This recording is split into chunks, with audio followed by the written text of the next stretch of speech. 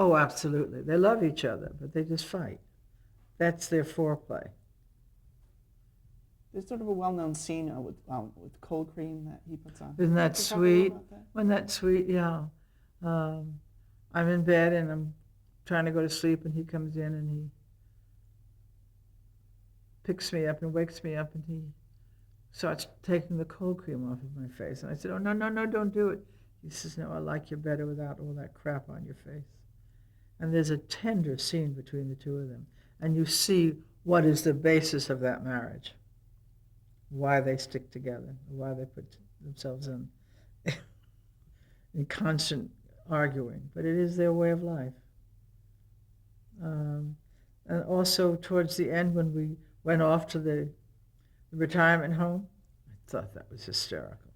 And sweet, the way I kept patting his bald head and how much fun we had together. And we got sort of personal and intimate and all that. I thought that was lovely, really. And that, again, is, it's partly in the writing, but it really is in the acting. Because we get more said by not speaking any words, I think, those two characters, Peter and myself. The way he can look at me, the way I look at him. I mean, that's a paragraph of dialogue that we don't say by looking, you know. And it was great. What they cut out, which I'm sorry about, is as we went off to the retirement home, I sang from The Unsinkable Molly Brown. And it was hysterical because I sang off key and it was just the worst sound you've ever heard. But I was having a great time. And you could see her being, you know, Molly Brown. Is there anything else that's been left on the cutting room floor? Oh, sure. Oh, sure. But that's one that I really miss. The last scene is hysterical. The last show that we do is absolutely hysterical. And I think it's probably the worst nightmare that Ray would ever have.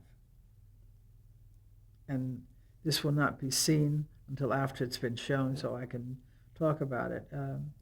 He has his adenoids out, and we're all at the hospital, but I have to go to the ladies' room when the doctor comes out and is worried because he hasn't come out of the ether, and they're a little worried about that. I don't hear that. I don't know that. And they don't want to tell me.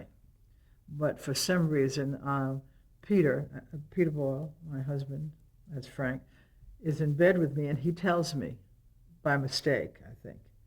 And I jump out of that bed and go across the street to Ray and Deborah's home.